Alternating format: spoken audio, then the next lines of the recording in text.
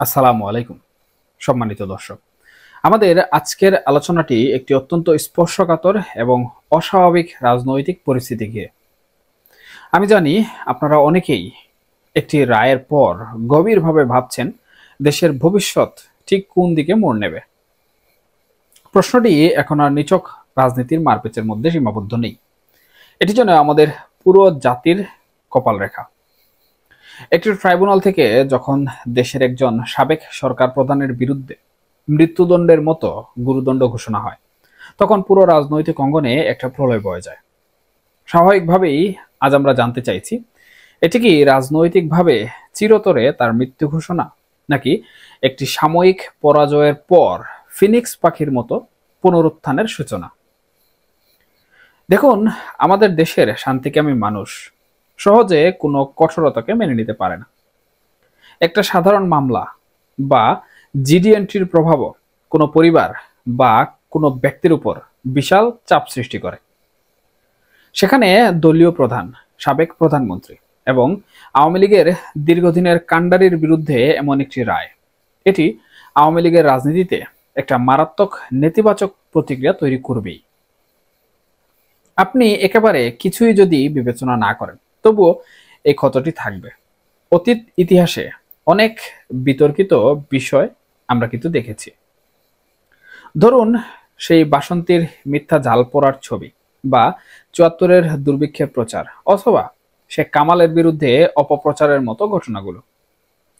সময়ের সাথে সাথে সেসব মিথ্যা বা অতিরঞ্জিত অভিযোগের বেদনা ও কলঙ্ক আওয়ামী লীগের রাজনীতিকে এখনো কিন্তু তাড়া করে। এবারের এই মৃত্যুদণ্ডাদেশ রায়, এটি একটা কুঠারাঘাত।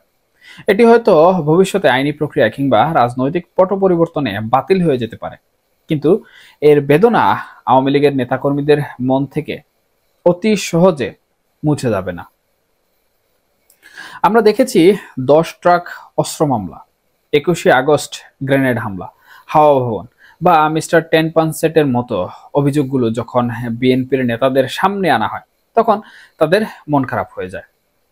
কারণ খারাপ কিছু হজম করা কঠিন। তেমনি বিনা প্রতিদ্বন্দ্বিতার নির্বাচন, রাতের ভোটের নির্বাচন, এই সব কিছুর দায় কিন্তু আওয়ামী লীগকে অবশ্যই বহন করতেই হবে, এবং তারা করেছে।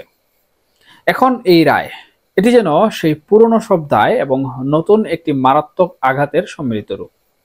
আমাদের দেশে এর আগে কোনো রাষ্ট্রপ্রধান বা সরকার প্রধানকে এভাবে ট্রাইব্যুনাল থেকে মৃত্যুদণ্ড দেওয়া হয়নি, এটি প্রথম ঘটল। এর ফলাফল হবে সুদূর প্রসারী।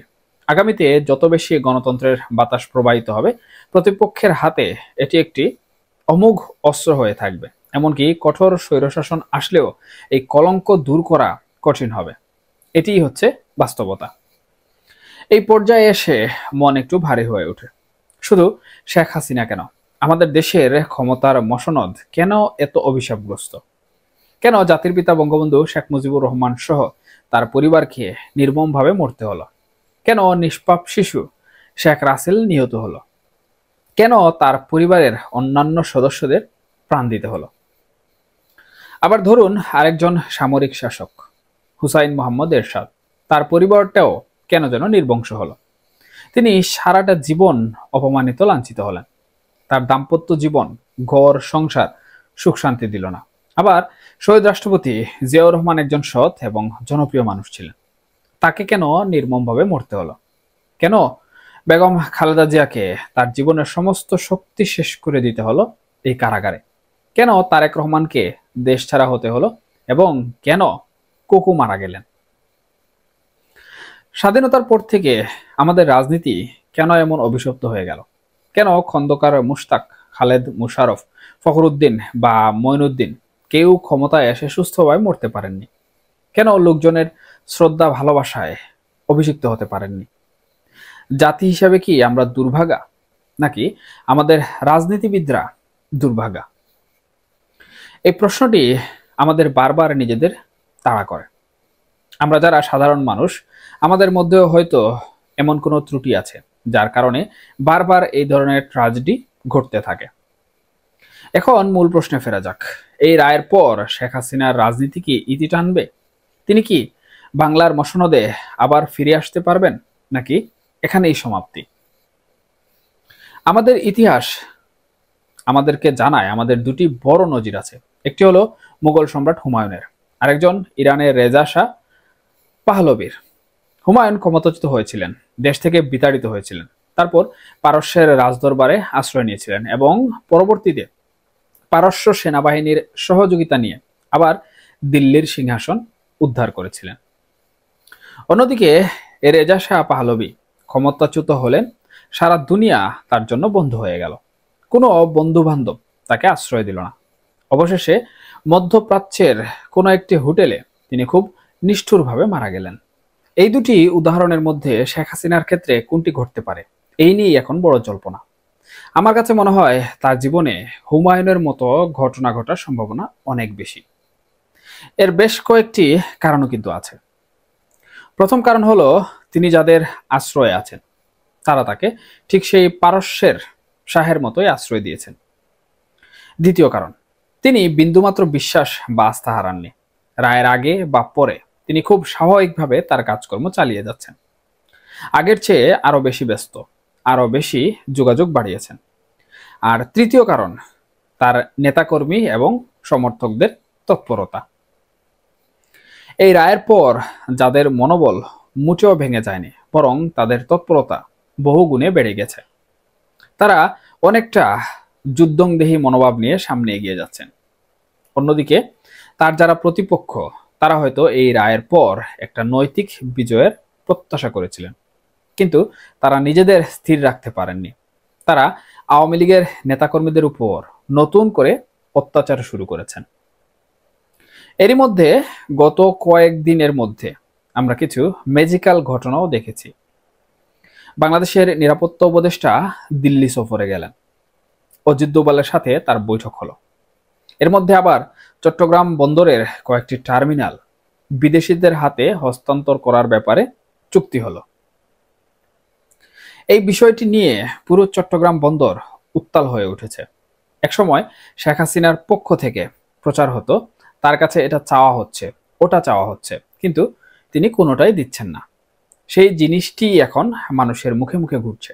ফলে রাজপথ, বন্দর, রাস্তাঘাট সবকিছু আবার উত্তাল হওয়ার সম্ভাবনা দেখা দিয়েছে।